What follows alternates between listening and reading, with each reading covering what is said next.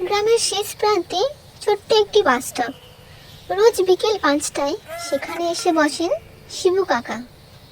হাতে থাকে একটা পুরনো ছাতা আর চোখে অপেক্ষা। বাস আসে আর যায়, কিন্তু শিবু কাকা বাসে ওঠেন না। লোকজন তাকে জিজ্ঞাসা করে, কাকা বাসে উঠবেন না? তিনি শুধু বলেন, আজও না, কাল হয়তো আসবে। আসলে 5 বছর আগে তার মেয়ে মিনা শহরে গিয়েছিল কাজের খোঁজে। যাওয়ার সময় বলেছিল, বাবা মাসের প্রথম মাইনে পেলেই আমি ফিরে আসব। কিন্তু শিবু কাকা নিজের বিশ্বাস হারাননি।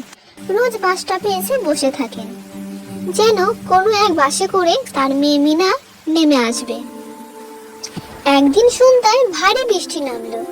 লোকজন সবাই যে যার বাড়ি চলে গেল, কিন্তু শিবু কাকা গেলেন না। ভেজা ছাতা হাতে নিয়ে বসে রইলেন।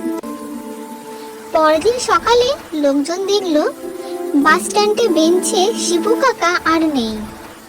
শুধুমাত্র তার হাতে ধরা ছাতাটা পড়ে আছে, আর তার ভেতরে ভাঁজ করা একটা কাগজ।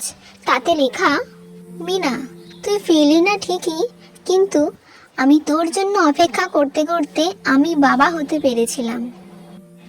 বাস এলো, বাস গেল, কিন্তু সেদিনের পর থেকে সেই বাস স্টপে আর কেউ কারোর জন্য অপেক্ষা করে না।